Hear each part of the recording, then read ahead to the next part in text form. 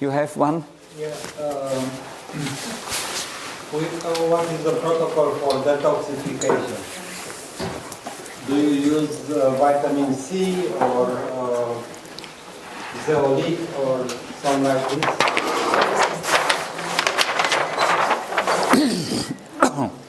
Yeah, this is a very good question. Thank you very much. And because it's a practical question. It's not a secret. Huh?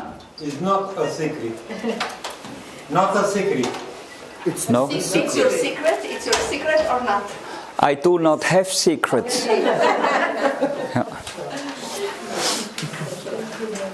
Very often, this is German thinking. Very often my colleagues tell me, "Oh, Dr. Rau, Thomas, you tell your participants everything, so they will copy you." Of course, they can't copy, because until they are so far to copy us, we are already 2 years ahead again. So please copy me, please. So we need more of these doctors. We need many more of these doctors. And we develop all the time. So, and anyhow, we do the treatments different, because personality is a big part of the treatment. How I handle my patients, it's extremely big part. I even see this in our clinic. We, the 4 doctors, we are not all doing exactly the same way. Of course, we follow the principles, but there is so much personality in the treatment anyhow. Okay, and there are rules. For example, how do we detoxify the body?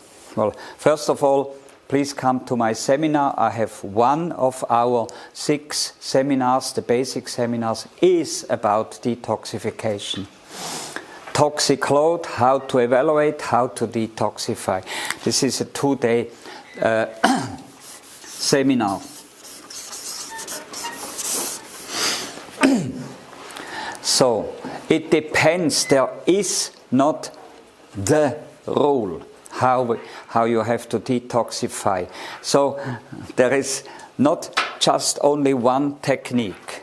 We look what is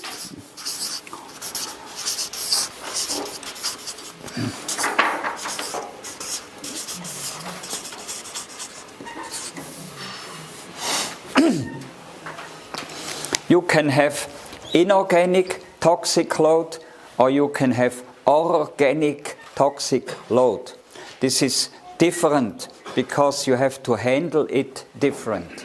Honestly, many patients who come to us, they have both. So, but the technique are different. Here we have hydrophilic toxins.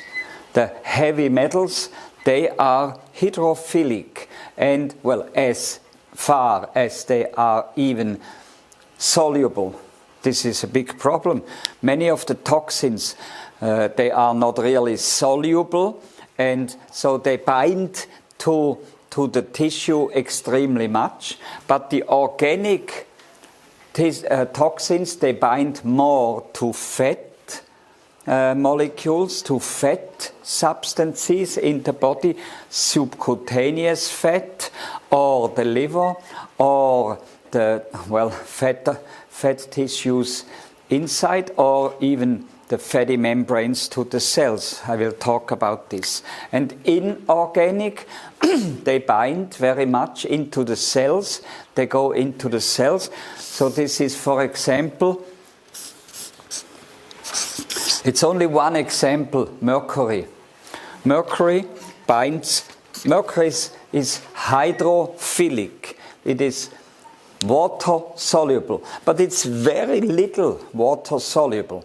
So as soon as it is in the body, it binds to the connective tissue, it binds to the nerve cells, it even can go intracellularly.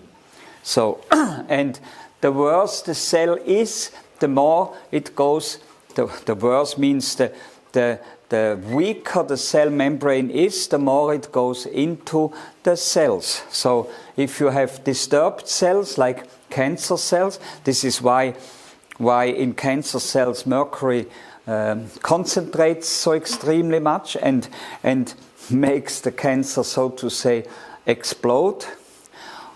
We found in breast cancer, I told yesterday, the ones who were here, I told yesterday, we did toxic analysis of our cancer tissues.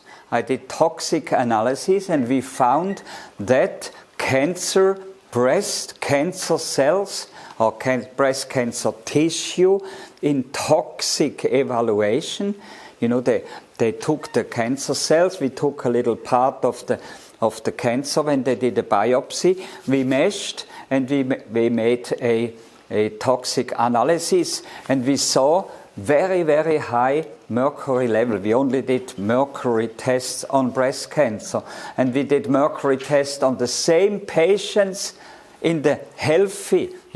When you take out let's say the breast cancer, you make the mastectomy or you do a lumpectomy.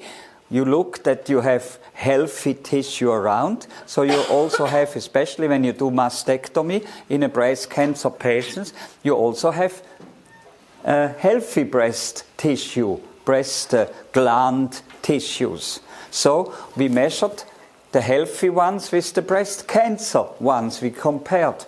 And the biggest difference in the same patients, between healthy, as much they are healthy, the normal, not cancerous breast gland tissue, compared with the breast cancer tissue in the same breast, was the biggest difference was 1 to 30,000 times higher concentration.